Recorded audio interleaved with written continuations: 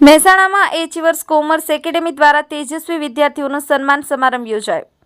મહેસાણામાં 10 વર્ષથી કાર્યરત એવી એચિવર્સ કોમર્સ એકેડેમીમાં અભ્યાસ કરતા વિદ્યાર્થીઓએ સીબીએસઈ અને જીએસઈબી બોર્ડ ઇંગ્લિશ મીડિયમ ધોરણ 11 અને 12માં તેજસ્વી પરિણામો મેળવી અને મેડલોથી સન્માનિત થવાનું ગૌરવ મેળવ્યું, જેમાં 100માંથી 100 માર્ક્સ મેળવનાર 3 અને 100માંથી 90 માર્ક્સ મેળવનાર 50થી વધુ વિદ્યાર્થીઓનું સન્માન કરવામાં આવેલ।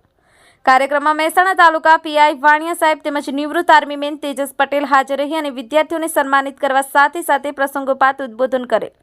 Bureau report HBN TV news Ramesh સત્યની સાથે। 12મા ધોરણમાં જે સિદ્ધિ પ્રાપ્ત કરી છે એના સન્માન માટેનો જે કાર્યક્રમ આજે યોજવામાં આવ્યો છે, તો સૌપ્રથમ તો જે સ્ટુડન્ટ જે તેજસ્વી ધારણાઓ છે એમને જે સિદ્ધિ પ્રાપ્ત કરી છે, જે પર્સન્ટાઇલ અને પર્સન્ટેજ પ્રાપ્ત કર્યા છે, તો સૌપ્રથમ એમને હું પહેલા ખૂબ અભિનંદન પાઠવું છું। કાર્યક્રમ વિશે જણાવો। આજનો કાર્યક્રમ અમારો જે છે એ જે 12મા ધોરણમાં બોર્ડમાં કોમર્સમાં છોકરાઓ ઉત્તીર્ણ થયા તે રિગાર્ડિંગ છે। હું આજે ગર્વ મહેસૂસ કરું છું કે અમારી સંસ્થાના 3 બાળકો એવા છે કે જેમને 100માંથી 100 માર્ક્સ સ્કોર કર્યા છે। આશા મંત્રી જેને એકાઉન્ટ્સમાં 100 અને સ્ટેટિસ્ટિક્સમાં 100 મેળવેલા છે, અવધ મોદી જેને એકાઉન્ટ્સમાં 100 મેળવ્યા છે અને નિખિલ થવાની જેને સ્ટેટિસ્ટિક્સમાં 100 માર્ક્સ સ્કોર કર્યા છે। તે બદલ 25 ઉપર અમારા એવા વિદ્યાર્થીઓ છે કે જેમને કોઈને કોઈ વિષયમાં 90 ઉપર માર્ક્સ લીધા છે।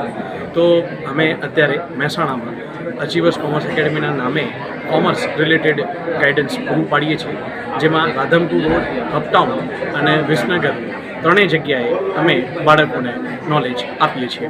ઇંગ્લિશ મીડિયમ, ગુજરાત બોર્ડ અને સીબીએસઈ દરેકમાં કોચિંગ આપીએ છીએ। અમને એક ગર્વ મહેસૂસ થાય છે કે છેલ્લા 10 વર્ષથી અમે મહેસાણામાં દરેક સ્કૂલમાં શ્રેષ્ઠ પરિણામ આપી શકીએ છીએ। તે બદલ હું અમારા ટીચિંગ સ્ટાફને બી ઘણો ધન્યવાદ કહેવા માગું છું।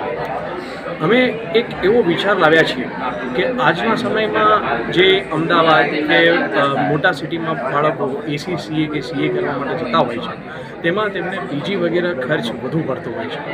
તો અમારો એક અવેરનેસ ફેલાવવાનો પ્રયાસ છે કે જો અહીંયા વધારે સ્ટુડન્ટ એગ્રી થતા હોય સીએ કે એસી સીએ કરવા માટે, તો અહીંયા જ ત્યાંના કોચિંગ સેન્ટર આવે તેવો અમારો પ્રયાસ છે।